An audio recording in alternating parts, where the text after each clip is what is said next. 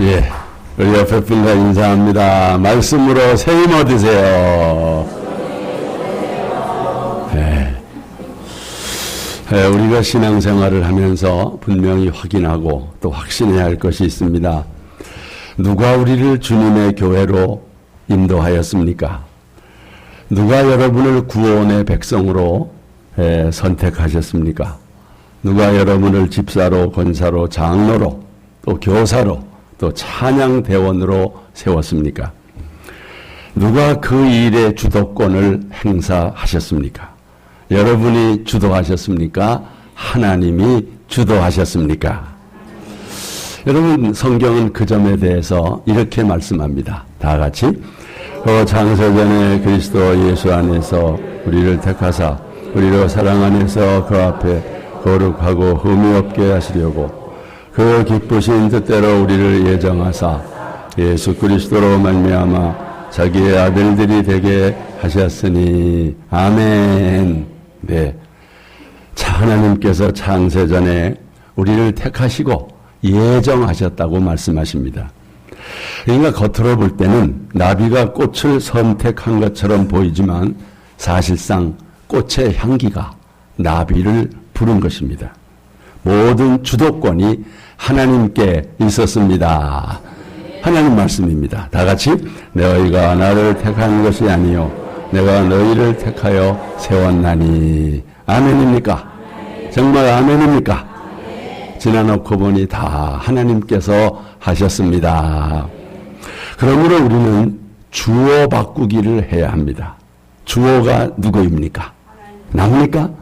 내가 아니라 하나님이 주어입니다.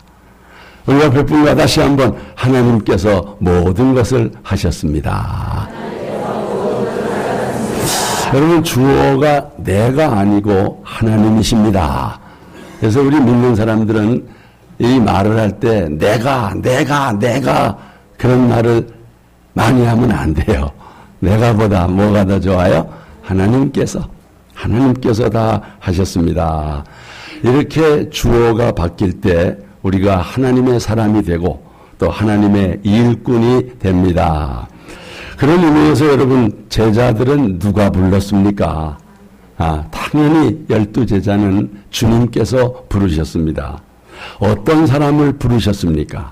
누가 원해서 제자로 부르셨습니까? 예수님께서 마음에 두시고 원하는 사람을 부르셨습니다. 여러분, 말씀 한번 자세히 보세요. 다 같이. 원하는 자를 부르시니 나온지라. 아멘. 12제자를 부르실 때의 말씀입니다. 여기 자기가가 누구예요? 예수님이죠.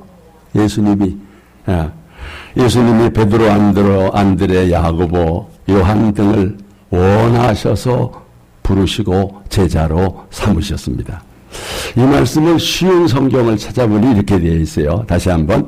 예수께서 산에 올라가 마음에 두셨던 사람들을 부르셨다. 예수님께서 마음에 두시고 원하셨던 사람들을 제자로 부르셨다는 거예요. 여러분, 정말 제자들이 뭔가를 선택한 거 아니에요. 다 예수님께서 주도권을 가지시고 선택하신 거지요. 저의 경우만 해도 제가 원해서 목사가 된 것이 아닙니다. 주님이 원하셔서 저를 목사로 부르셨습니다. 솔직히 저는 신학교 가기 싫었습니다. 저는 목사 되는 거 진짜 싫었습니다. 그런데 주님께서 이런저런 상황을 통해서 저를 신학교에 가게 하시고 또 목사가 되게 하시고 또 목회를 하게 하셨습니다. 지나놓고 보니 다 하나님께서 하셨습니다. 여러분의 경우는 어떠십니까? 여러분은 어떻게 예수 믿게 됐습니까? 어떻게 이렇게 화평교회에 와서 직분을 받고 하나님 앞에 쓰임받고 있습니까? 돌이켜보니 정말 우리 역시 하나님께서 마음에 두시고 원하셔서 여러분을 부르셨습니다. 아멘입니까? 그렇습니까? 주님의 부르심에 순종한 길인가? 아니면 내가 원해서 선택한 길인가? 이 출발점이 대단히 중요합니다. 만일 내가 원해서 목사가 되었다면 하기 싫으면 그만두면 됩니다. 딴 일 하면 됩니다. 더러 주행을 하다가 그만두는 사람도 있습니다. 그러나 주님이 원해서 불러 세웠다면 아무리 힘들어도 그만둘 수 없습니다. 도망갈 수 없어요. 예, 영화처럼 되거든요. 다시 붙들려 오거든요.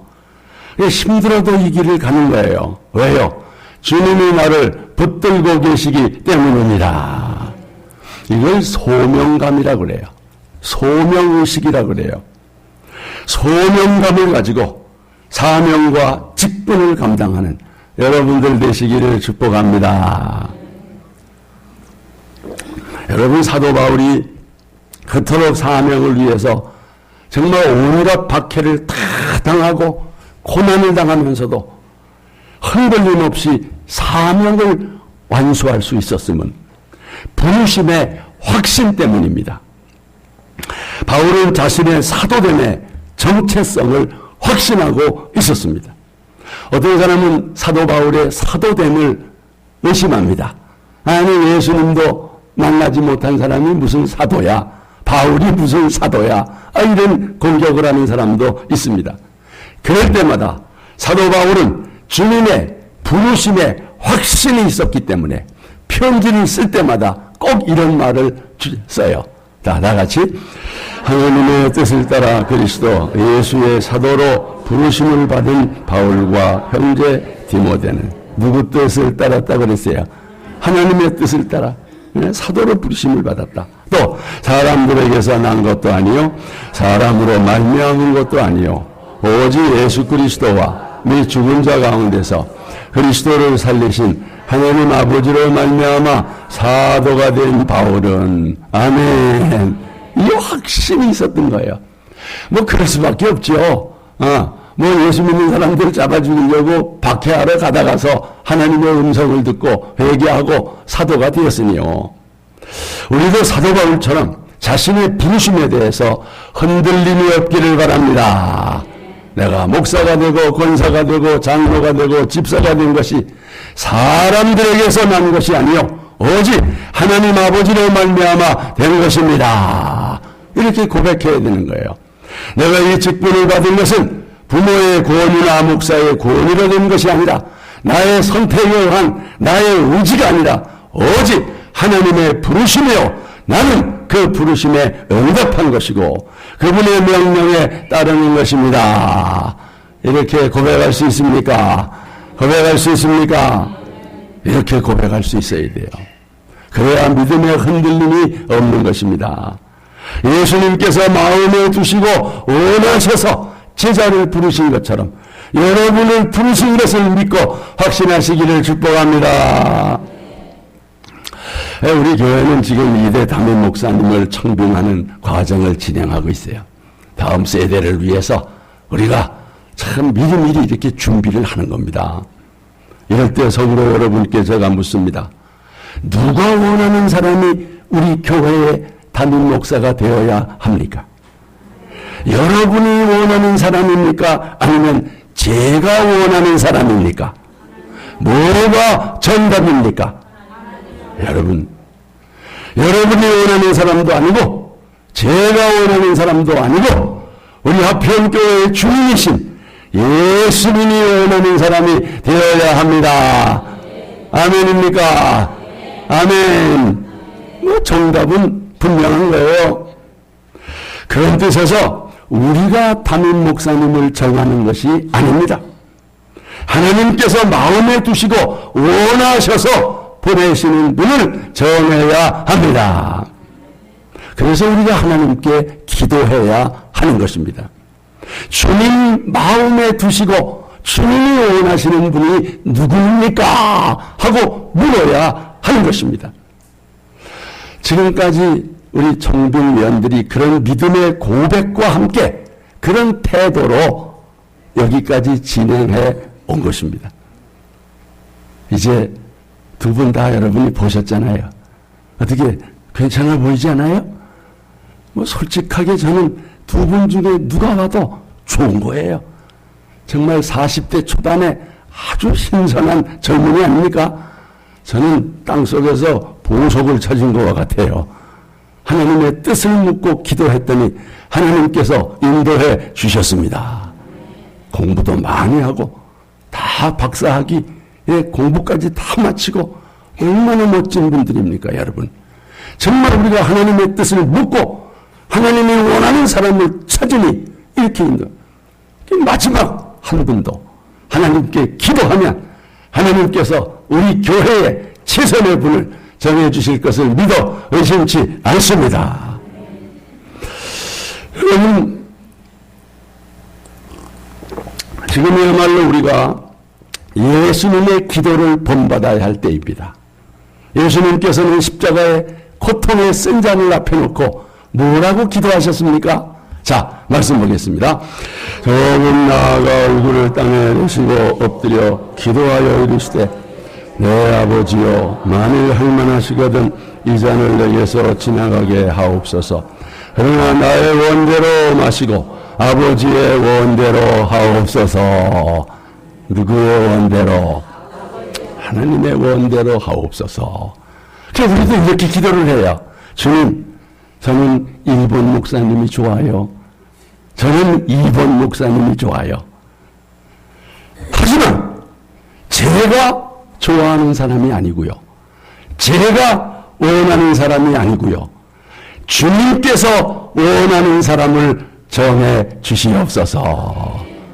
이게 하나님을 믿는 사람들의 기도인 것입니다. 여러분, 그렇게 하나님께 맡기고 기도할 때 하나님의 뜻이 이루어질 것이고 최선의 응답을 주실 줄로 믿습니다. 적어도 여러분이 주님의 뜻을 구하고 주님이 원하는 것을 구한다면 내 뜻을 버려야 합니다. 내 고집이나 내 주장을 버려야 합니다. 이분이면 안 된다는 생각을 해서는 안 됩니다. 내 손에 힘을 빼야 주님께서 힘을 주십니다. 내 손에 움켜쥐고 있는 것을 내려놓아야 주님께서 더 좋은 선물을 주십니다. 물론 개인에 따라서 나는 이분이 좋고 너는 이분이 좋고 얼마든지 할 수 있죠. 그러나 결론은 주님이 마음에 두시고 주님이 원하는 사람이어야 합니다. 주님 앞에 내 뜻을 고집하는 것은 어리석은 일입니다. 여러분, 인류 최초로 예수를 그리스도로 살아계신 하나님의 아들로 믿고 고백한 사람이 누굽니까? 베드로입니다. 베드로는 예수님을 3년 동안 지근거리에서 지켜보고 얻은 결론으로 이렇게 믿은 것입니다. 다 같이 주는 그리스도시요 살아계신 하나님의 아들이시니이다. 이 고백을 들으시고 예수님께서 너무너무 기뻐하시고 베드로를 칭찬하셨습니다. 그리고는 비로소 하기 어려운 말씀을 꺼냈어요. 그 말씀이 뭡니까? 다 같이 이때로부터 예수 그리스도께서 자기가 예루살렘에 올라가 장로들과 대제사장들과 서기관들에게 많은 고난을 받고 죽임을 당하고 제3일에 살아나야 할 것을 제자들에게 비로소 가르치시니 아멘. 예수님의 십자가의 고난을 말씀하셨어요. 그런데 이때 베드로가 나서서 예수님의 십자가의 길을 가로막습니다. 자, 이 말씀 보세요. 주여, 그리 마옵소서. 이 일이 결코 주에게 미치지 아니하리이다. 아멘입니까? 아닙니다, 이건. 네. 여러분, 이건 막말입니다, 막말. 방금 전에 베드로가 예수님을 누구라고 고백했습니까? 그리스도시요 하나님의 아들이라고 고백했습니다. 그런 예수님 앞에 이런 말을 할 수 있습니까? 아니, 하나님의 아들 앞에 자기의 고집, 자기의 주장을 버리지 못한 것입니다. 예수님은 호되게 베드로를 책망하셨어요. 뭐라고요? 다 같이 사탄아 내 뒤로 물러가라. 너는 나를 넘어지게 하는 자로다. 내가 하나님의 일을 생각하지 아니하고 도리어 사람의 일을 생각하는도다. 여러분, 오늘날 예수 믿는다고 하면서 교회 안에서 사탄의 일을 돕는 사람도 있어요. 하나님의 일이 아니라 사람의 일을 하는 교인도 있고요. 그런 교회도 많습니다.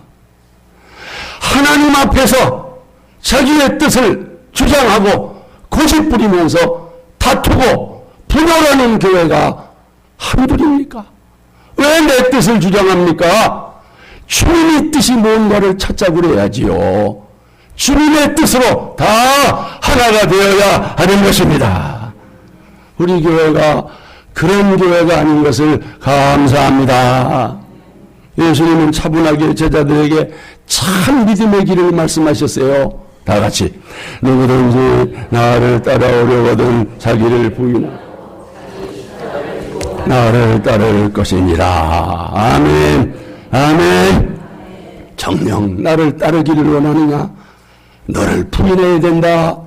너를 십자가에 못 박아야 된다. 오늘날 많은 사람들이 입술로는 예수를 믿는다고 하면서 베드로처럼 자기를 부인하지 않고 자기를 십자가에 못 박지 않고 예수를 따르고자 하는 사람들이 얼마나 많습니까? 여러분, 우리는 그러지 말아야 합니다. 아무쪼록 예수님께서 마음에 두시고 예수님께서 원하시는 분이 우리 교회의 새로운 목사님으로 세워지기를 위해서 기도하되 내 뜻을 버리고 내 주장을 버리고 주님의 뜻을 구하고 주님이 원하는 것을 구할 때 주님께서 가장 좋은 길로 인도해 주실 줄로 믿으시기를 바랍니다. 여러분, 이거는 우리가 일상 신앙생활 가운데서도 적용을 해야 돼요. 정말 주님의 뜻이 뭔가를 찾아야 돼요. 정말 주님이 원하여 하는 것이 뭔가를 찾아야 돼요. 그러기 위해서는 내 뜻을 버려야 돼요. 나를 부인해야 돼요. 그래야 주님의 뜻이 나타나지요. 주님이 원하는 제자들을 세웠는데 주님께서 그들을 제자로 세우신 목적이 무엇입니까? 무엇을 위해서입니까? 여러분, 두 번째, 예수님 곁에 함께 있게 하시려고 부르셨습니다.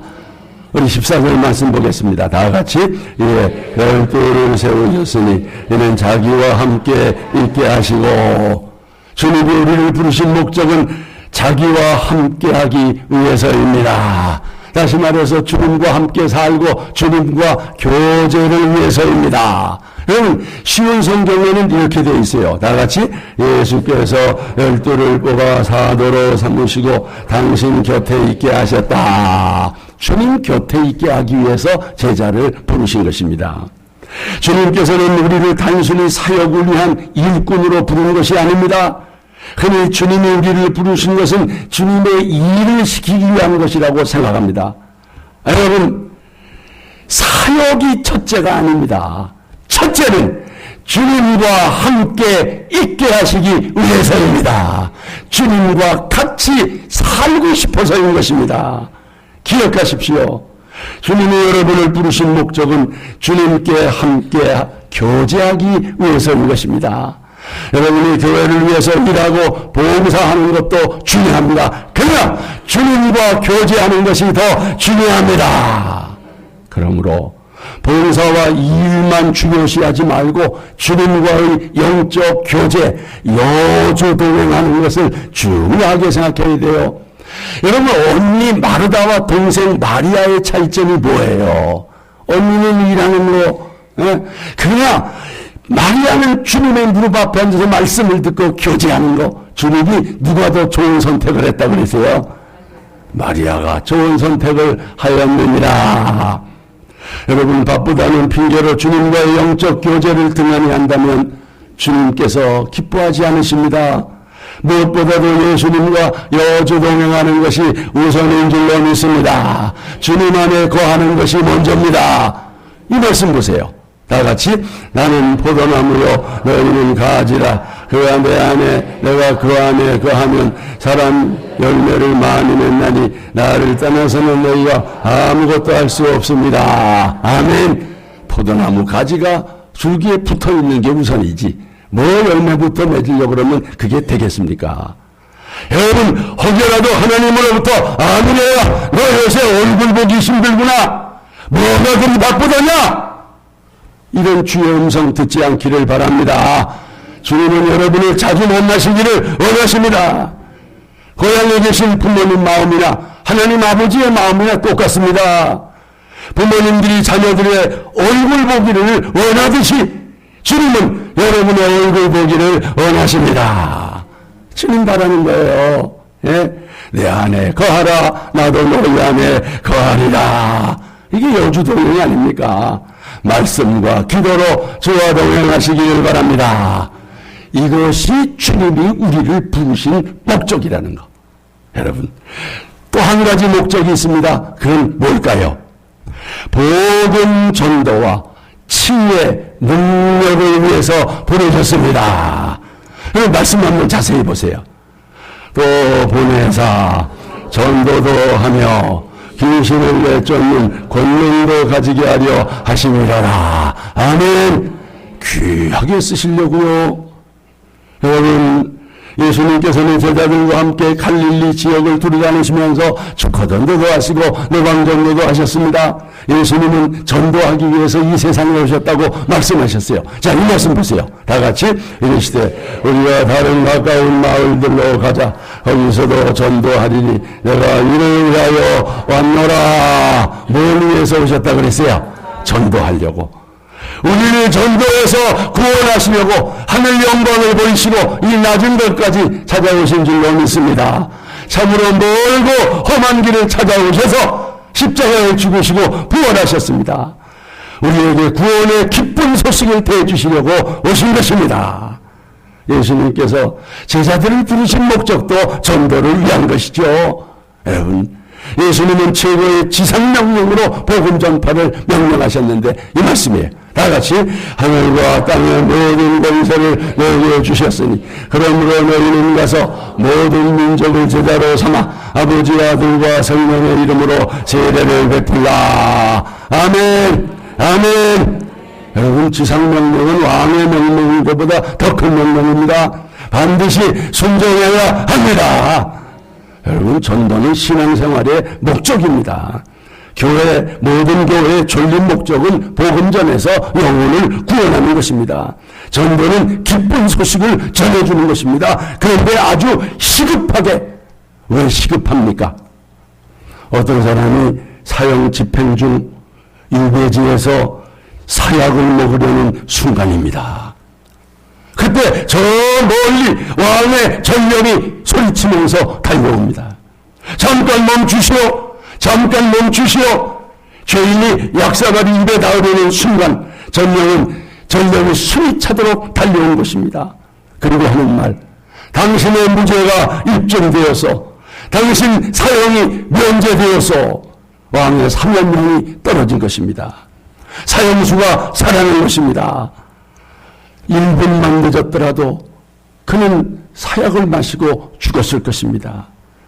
왕의 사면명을 전해주는 이 전령이 바로 우리 전도자들인 줄로 믿습니다. 최삭은 사망입니다. 모든 사람이 죄를 짓고 하나님을 떠났습니다. 여러분, 이때 예수님이 우리의 죄를 십자가에서 대속하셨습니다. 부활하셨습니다. 이 복음을 믿는 자는 죄사함 받고 구원받습니다. 이게 복음이에요. 이걸 전해줘야 될 거 아닙니까? 급한 것입니다. 여러분, 하나님 말씀을 읽습니다. 다 같이 누구든지 주의 이름을 부르는 자는 구원을 받으리라. 그런즉 그들이 믿지 아니하는 이를 어찌 부르리요 듣지도 못한 이를 어찌 믿으리요 전파하는 이가 없으면 어찌 들으리요. 전파하는 사람이 없으면 못 듣습니다. 여러분, 우리가 전해야 합니다. 한 가지 중요한 것은 복음 전파와 함께 치유의 권능을 주셨습니다. 자, 말씀 다시 한번 보겠습니다. 다 같이 또 보내사 전도도 하며. 아멘. 예수님께서 치유의 권능을 행하셔서 수많은 사람을 고치셨습니다. 똑같이 제자들에게도 이런 치유의 권능을 주셔서 복음을 전할 수 있도록 역사하신 줄로 믿습니다. 예수님께서는 종말론적 구원이 최종 목표였지만 현재적 구원도 외면하지 않으셨습니다. 예수님은 영원 구원뿐만 아니라 병든 육체와 마음을 치료하는 전인적 구원의 은혜를 베푸신 거예요. 예수님의 치유사역은 하나님 나라 성취의 일환입니다. 하나님 나라가 현세적으로 이루어지는 거예요. 질병을 가져다 악한 세력을 추방하고 평화로운 하나님 나라가 임하기를 원하신 것입니다. 여러분, 하나님은 치료하는 하나님이심을 믿으시기를 바랍니다. 자, 이 말씀 보세요. 다 같이 내 모든 규례를 지키면 내가 애굽 사람에게 내린 모든 질병의 하나도 너희에게 내리지 아니하리니 나는 너희를 치료하는 여호와임이니라. 믿으시기를 바랍니다. 믿고 기도하면 역사가 일어납니다. 여러분, 우리는 신의 능력을 믿고 기도함으로써 병 고침 받을 수 있습니다. 하나님의 약속의 말씀입니다. 다 같이 너희 중에 병든 자가 있느냐 그는 교회의 장로들을 청할 것이요 그는 주의 이름으로 기름을 바르며 위하여 기도할지니라. 믿음의 기도는 병든 자를 구원하리니 주께서 저를 일으키시리라. 혹시 죄를 범하였을지라도 사심을 얻으리라. 하나님께서는 회개하고 용서받은 자의 기도를 들으십니다. 의인은 엘리야의 기도가 능력이 있었어요. 엘리야는 우리와 똑같은 사람이었지만 그가 피하지 않기를 간절히 기도할 때 3년 6개월 동안 하늘이 닫혔어요. 그러나 다시 기도하자 하늘에서 비를 내렸습니다. 의인 엘리야의 기도가 응답된 것입니다. 죄는 뿌리요 병은 그 열매입니다. 구원은 죄로부터의 구원이며 죄의 결과로 주어진 질병으로부터의 구원까지도 포함합니다. 그러므로 여러분은 영육간에 강건케 하시는 하나님의 은혜를 누리시기를 축복합니다. 이렇게 예수님이 치유사역을 하실 때 소문이 온 유대야에 퍼졌어요. 이때 수많은 무리가 예수님을 따라왔습니다. 예수님 말씀보다는 기적이나 병고침 때문이었습니다. 말씀보다 이적에 관심이 더 많았습니다. 여러분, 사실 병고침과 이적은 예수님의 사역의 주목적은 아닙니다. 복음을 전하기 위한 수단입니다. 예수가 메시아이시며 하나님의 아들 되심을 믿기 위한 표적입니다. 여러분, 기적이 없어도 괜찮아요. 병이 낫지 않을 수도 있습니다. 정말 중요한 것은 예수가 하나님의 아들로 믿어지는 것입니다. 기적 중에 기적은 예수가 믿어지는 것입니다. 그때 구원을 받습니다. 여러분, 예수님 말씀 다 같이 예수께서 대답하여 가라사대 악하고 엄난한 세대가 표적을 구하나 선지자 요나의 표적밖에는 보일 표적이 없느니라. 요나의 표적이 뭐예요? 3일 동안 죽었다가 살아나는 거, 예수님이 십자가에 죽었다가 부활하는 거, 이게 복음을 믿을 때 구원받을 줄로 믿습니다. 말씀을 맺겠습니다. 예수님께서는 자기가 원하는 사람들을 불러 제자로 삼으셨습니다. 주님께서는 그 제자들과 함께 살고 싶었고 또 내보내서 전도도 하게 하셨습니다. 귀신을 쫓는 능력과 치유의 능력을 주셨습니다. 똑같이 오늘 이 시대에 주님께서는 여러분과 저를 원하셔서 제자로 삼으셨습니다. 주님과 함께 살고 여주동행하기를 원하십니다. 그리고 세상 속으로 주의 증인으로 복음 전도자로 여러분을 파송하십니다. 감당할 수 있는 능력도 하나님이 주십니다. 성령의 권능을 주십니다.